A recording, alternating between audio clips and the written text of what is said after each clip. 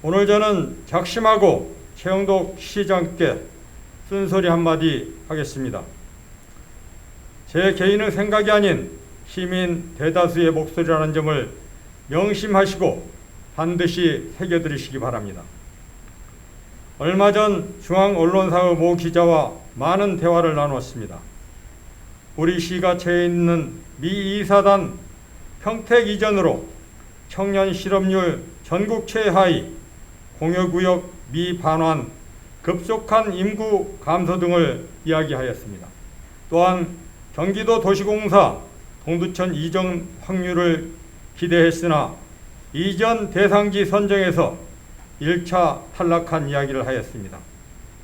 그 언론인이 이렇게 말하더군요. 외부에서 보는 동두천은 절제절명의 모습이 보이지 않는다는 이야기였습니다. 물론 담당 부서에서는 많은 노력을 한 것으로 알고 있습니다. 그러나 최영독 시장께서는 의회와 시민들에게 좋은 부지 제공으로 가능성 확률이 높은 것으로 이야기하였습니다. 경기도 일자리 재단 유치 성공에만 만족하여 도취된 것인가요? 이번 이전 대상지 선정에서 1차 탈락했다는 것에 시민들은 큰 실망감을 감추지 못하고 있습니다. 과연 필사즉생의 각오로 경기도 도시공사 유치를 위해 혼신의 힘을 다했던 것인지, 아니면 경기도는 2개 기관은 안 되는 것을 알면서도 유치가 가능한 것처럼 참여하라는 뉘앙스를 취한 것인지 본 의원은 묻고 싶습니다. 뿐만 아닙니다. 미군 공여지 반환 문제도 지겨운 제자리 걸음 속에 있습니다. 공여지 조기 반환과 국가 주도 개발을 위해 본 의원은 단식 투쟁이라도 하고 싶은 심정입니다. 민선 7기 최영독 시장 취임 이후 몇몇 작은 성과를 제외하고 공여지 반환 문제는 거의 진전이 없는 것으로 상황입니다.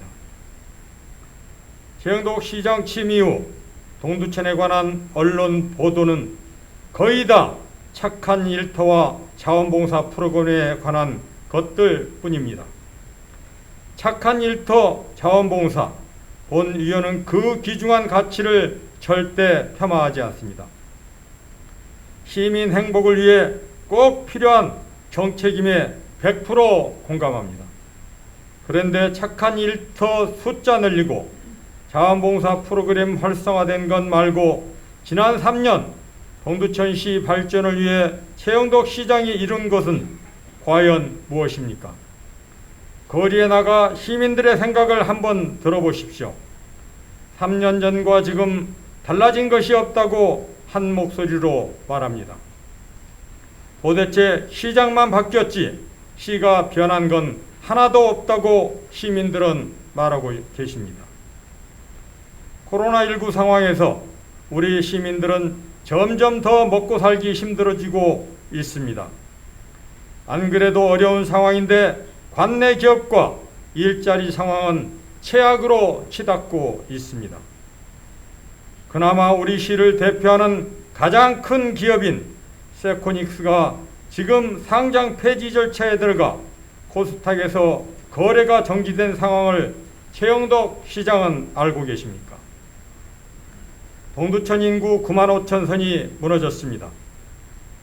4월 말 기준으로 간신히 9만 3천여 명에서 턱걸이 중입니다. 이제 어디 가서 10만 동두천 시민 운운하면 사기꾼이라는 소리를 듣습니다. 이러다 인구 9만 밑으로 무너지는 것은 시간 문제일 것입니다. 인근 시군, 특히 양주 옥정지구로 이삿짐 차들이 하루에도 몇 번씩 빠져나가고 있습니다. 지금 동두천은 절제절명의 위기입니다. 최영독 시장은 명심하시기 바랍니다. 동두천이 살아나려면 관내 기업체와 소상공인이 먼저 살아야 합니다. 그 무엇보다도 시장은 지역경제 살리기에 발벗고 나서야 합니다. 착한 일터 몇 호 탄생 기념 촬영할 시간이 없습니다. 이제 본의원은 지금부터라도 남아있는 1년 시장 임기 동안 시 집행부가 역점 두어야 할 3가지 사항을 당부드리고자 합니다. 첫째, 미군 공여지 조기 반환을 위해 총력을 기울이시기 바랍니다. 코로나19로 인해 시민들 대다수가 모인 골기대 등으로 우리의 뜻을 전달하기 쉽지 않겠지만 그래도 시가 동원할 수 있는 모든 수단을 강구하여 동두천의 염원을 중앙정부에 알리시기 바랍니다.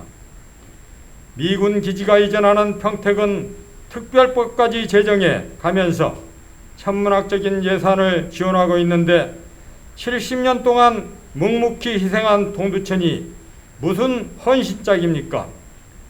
사냥 다 끝났다고 사냥개를 잡아먹는 토사구팽과 다를 게 뭐가 있습니까? 지금 중앙정부는 시민의 자존심을 짓밟고 있습니다. 동두천이 이런 취급을 받고 있는데 시장이 가만히 있어서야 되겠습니까? 이제 내년에 대통령 선거가 있습니다.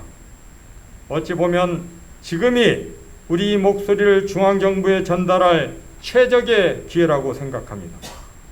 어찌 보면 지금이 우리의 목소리를 GTX 시노선 연장을 위한 서명운동보다도 더 본질적으로 중대한 현안이 바로 공연히 반환 문제임을 최홍덕 시장님께서는 잊지 마시기 바랍니다.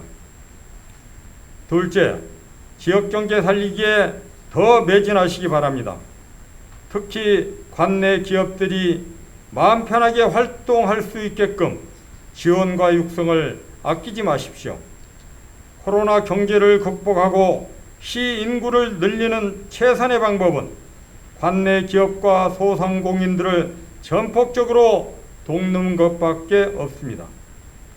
행복 드림센터 짓고 당금센터 만든다고 지역경제 확 살아나는 것 아닙니다. 곧 들어설 국가산단은 물론 기존 제1, 2 산단 소재업체들을 위한 최상의 기업 활동 보장 여건을 마련하시기 바랍니다. 셋째, 중장기적으로 신천을 적극 개발하는 방안을 마련하여 당장 추진하시기 바랍니다. 신천처럼 폭이 넓은 하천이 시가를 관통하는 도시가 많지 않습니다. 홍수로 인한 신천변 범람을 우려하는 것은 구더기 무서워서 장 못 담그는 것과 똑같습니다. 1998년 발령과 2011년 이후 동두천에 큰 홍수는 없었습니다.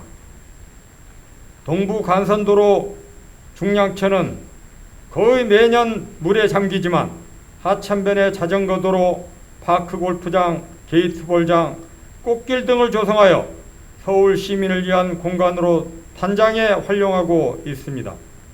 우리도 신천을 그렇게 개발해야 합니다. 가장 큰 선결 과제는 색도 등 수질 개선입니다. 얼마 전 김성원 국회의원님의 초청으로 환경부 장관이 동두천에 방문하였습니다. 중앙정부가 관심을 보이는 지금 양주와 적극적인 협의를 통해 신천 수질 개선에 나서시기 바랍니다.